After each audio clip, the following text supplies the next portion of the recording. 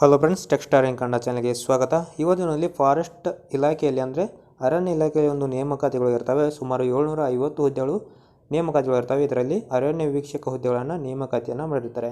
ಇದಕ್ಕೆ ಸಂಬಂಧಿಸಿದ ಸಂಪೂರ್ಣ ಡೀಟೇಲ್ ಇವನಲ್ಲಿ ತಿಳ್ಕೊಳ್ತಾವನ್ನ. ಆದ್ದರಿಂದ ವಿಡಿಯೋನ ಕೊನೆ ತನಕ ನೋಡಿ ಮತ್ತು ಚಾನಲ್ಗೆ ಸಬ್ಸ್ಕ್ರೈಬ್ ಮಾಡ್ಕೊಳ್ಳಿ ಬೆಲ್ ಕೂಡ ಕ್ಲಿಕ್ ಮಾಡ್ಕೊಳ್ಬೋದು. ಟೋಟಲ್ 750 ಹುದ್ದೆಗಳು ಇರುವಂಥದ್ದು. ಕಲ್ಯಾಣ ಕರ್ನಾಟಕ ಭಾಗಕ್ಕೆ 50 ಹುದ್ದೆಗಳಿದ್ದರೆ ನಾನ್ ಕಲ್ಯಾಣ ಕರ್ನಾಟಕ ಭಾಗಕ್ಕೆ 700 ಹುದ್ದೆಗಳು ಖಾಲಿ ಇರ್ತವೆ ಸ್ನೇಹಿತರೆ.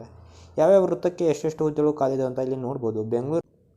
ಬೆಂಗಳೂರು ವೃತ್ತಕ್ಕೆ 70, ಬೆಳಗಾವಿಗೆ 42, ಬಳ್ಳಾರಿಗೆ 17, ಚಾಮರಾಜನಗರಕ್ಕೆ 169, ಚಿಕ್ಕಮಗಳೂರಿಗೆ 56, ಧಾರವಾಡಕ್ಕೆ 12, ಹಾಸನಕ್ಕೆ 30, ಕೆನರಾ ವೃತ್ತಕ್ಕೆ 60, ಕೊಡಗು ವೃತ್ತಕ್ಕೆ 32, ಕಲಬುರಗಿಗೆ 4, ಮಂಗಳೂರು ವೃತ್ತಕ್ಕೆ 54, ಮೈಸೂರು ವೃತ್ತಕ್ಕೆ 120, ಶಿವಮೊಗ್ಗ ವೃತ್ತಕ್ಕೆ 38. ಟೋಟಲ್ 750 ಹುದ್ದೆಗಳು ಖಾಲಿ ಇರ್ತವೆ ಸ್ನೇಹಿತರೆ.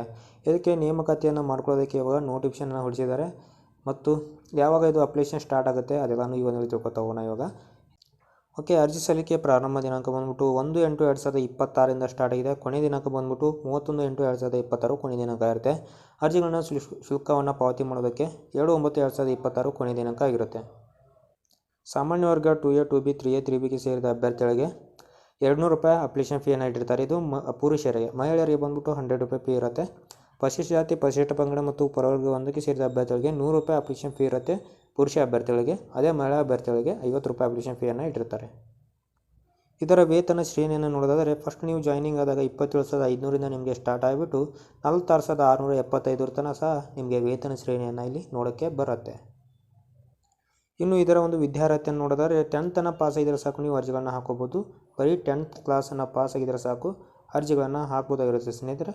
ಹಾಗಾದರೆ ಇದರ ಒಂದು ಸೆಲೆಕ್ಷನ್ ಪ್ರೊಸೆಸ್ ಯಾವ ರೀತಿ ಇರೋದಂತ ನೋಡ್ಬೋಣ. ಇದಕ್ಕೆ ಯಾವುದೇ ರೀತಿ ಎಕ್ಸಾಮ್ ಇರೋದಿಲ್ಲ, ನೋ ಎಕ್ಸಾಮ್. ಇದಕ್ಕೆ ಬರೀ ನೀವು ಏನು 10th ಪರ್ಸೆಂಟೇಜನ್ನು ಮಾಡಿರ್ತಾರೆ ಆ ಪರ್ಸೆಂಟೇಜ್ ಆಧಾರದ ಮೇಲೆ ನಿಮ್ಮನ್ನು ಸೆಲೆಕ್ಟ್ ಮಾಡ್ತಾ ಇರುವಂಥದ್ದು ಸ್ನೇಹಿತರೆ.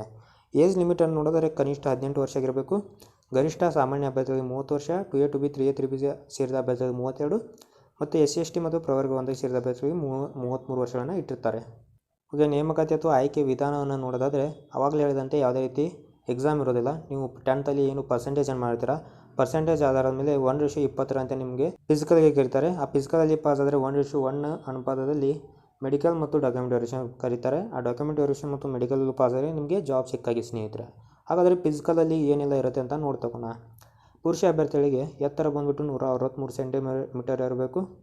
ಎದೆ ಸುತ್ತಳತೆ ಬಂದ್ಬಿಟ್ಟು 79 ಸೆಂಟಿಮೀಟರ್ ಇರಬೇಕು. ಎಬ್ಬಿಸಿದಾಗ 5 ಸೆಂಟಿಮೀಟರ್ ಇಕ್ಕಬೇಕಂತ ಹೇಳಿದ್ದಾರೆ. ಮಹಿಳಾ ಅಭ್ಯರ್ಥಿಗಳಿಗೆ 150 ಸೆಂಟಿಮೀಟರ್ ಹೈಟ್ ಇರಬೇಕು, 40 kg ತೂಕ ಇರಬೇಕು. ಇಲ್ಲಿ ರನ್ನಿಂಗನ್ನು ನೋಡೋದಾದರೆ ಪುರುಷ ಅಭ್ಯರ್ಥಿಗಳಿಗೆ 1600 ಮೀಟರ್ ರನ್ನಿಂಗ್ನ 7 ನಿಮಿಷದಲ್ಲಿ ಕ್ಲಿಯರ್ ಮಾಡಬೇಕು. ಮಹಿಳಾ ಅಥವಾ ಮಾಜಿ ಸೈನಿಕ ಅಭ್ಯರ್ಥಿಗಳಿಗೆ 1 ಕಿಲೋಮೀಟರ್ ರನ್ನಿಂಗ್ನ 6 ನಿಮಿಷದಲ್ಲಿ ಕ್ಲಿಯರ್ ಮಾಡಬೇಕಾಗಿರುತ್ತೆ. ಓಕೆ, ಅದನ್ನ ಪಾಸ್ ಆದಮೇಲೆ 100 ಮೀಟರ್ ಓಟವನ್ನು 15 ಸೆಕೆಂಡಲ್ಲಿ ಕ್ಲಿಯರ್ ಮಾಡಬೇಕು ಪುರುಷ ಅಭ್ಯರ್ಥಿಗಳು. ಮಹಿಳಾ ಅಭ್ಯರ್ಥಿಗಳು 18.5 ಸೆಕೆಂಡ್ಗಳಲ್ಲಿ ಕ್ಲಿಯರ್ ಮಾಡಬೇಕು. ಎತ್ತರ ಜಿಗಿತ 120 ಮೀಟರ್ 1.20 ಮೀಟರ್ ಏನು ಹೈಟನ್ನು ನೀವು ಜಿಗಿಬೇಕಾಗಿರುತ್ತೆ. ಉದ್ದ ಜಿಗಿತ ಬಂದ್ಬಿಟ್ಟು 3.80 ಮೀಟರನ್ನು ನೀವು ಜಿಗಿಬೇಕಾಗುತ್ತೆ. ಇಲ್ಲಿ ಯಾವುದಾದ್ರೂ 3 ನೀವು ಕ್ಲಿಯರ್ ಮಾಡಲೇಬೇಕಂತ ಹೇಳಿದ್ದಾರೆ. ಚಟುವಟಿಕೆಗಳಿದ್ದಾವೆ, ಅದರಲ್ಲಿ 3 ಚಟುವಟಿಕೆಗಳನ್ನು ನೀವು ಪಾಸ್ ಆಗಲೇಬೇಕಂತ ಇಲ್ಲಿ ಹೇಳಿರ್ತಾರೆ ಸ್ನೇಹಿತರೆ. ಇದಾದ ನಂತರ ಡಾಕ್ಯುಮೆಂಟ್ ವೆರಿಫಿಕೇಷನ್ಗೆ ಕರೀತಾರೆ. ಡಾಕ್ಯುಮೆಂಟ್ ವೆರಿಫಿಕೇಷನ್ ಮತ್ತು ಒಂದು ಮೆಡಿಕಲ್ಗೆ ಕರೀತಾರೆ. ಮೆಡಿಕಲಲ್ಲಿ ನೋಡೋದಾದರೆ ನಿಮ್ಮ ಒಂದು ಕಣ್ಣು ಮತ್ತು ಕಿವಿ ಎಲ್ಲ ಚೆಕ್ ಮಾಡ್ತಾರೆ. ಅದೆಲ್ಲ ಕರೆಕ್ಟಾಗಿದೆ ಅಂದರೆ ನಿಮಗೆ ಜಾಬ್ ಸಿಕ್ಕಾಗೆ ಸ್ನೇಹಿತರೆ. ಫೈನಲ್ ಮೆರಿಟನ್ನು ಬಿಡ್ತಾರೆ. ಆ ಫೈನಲ್ ಮೆರಿಟಲ್ಲಿ ನಿಮ್ಮ ಹೆಸರಿದೆ ಅಂದರೆ ನಿಮಗೆ ಜಾಬ್ ಸಿಕ್ಕಾಗೆ. ಇದಕ್ಕೆ ಆಗಸ್ಟ್ 1ನೇ ತಾರೀಕು ಅಪ್ಲಿಕೇಶನ್ ಸ್ಟಾರ್ಟ್ ಆಗುತ್ತೆ. ಯಾವ ರೀತಿ ಅರ್ಜಿಗಳನ್ನು ಸಲ್ಲಿಸೋದಂತ ಖಂಡಿತ ವಿಡಿಯೋ ಮಾಡಿ ತಿಳಿಸ್ತೀನಿ. ಆ ವಿಡಿಯೋಗಾಗಿ ಕಾಯ್ತಾರೆ ಅಂತ ಹೇಳ್ತಾ ಈ ಒಂದು ವಿಡಿಯೋನ ಮುಗಿಸೋಣ. ಜೈ ಹಿಂದ್, ಜೈ ಕರ್ನಾಟಕ.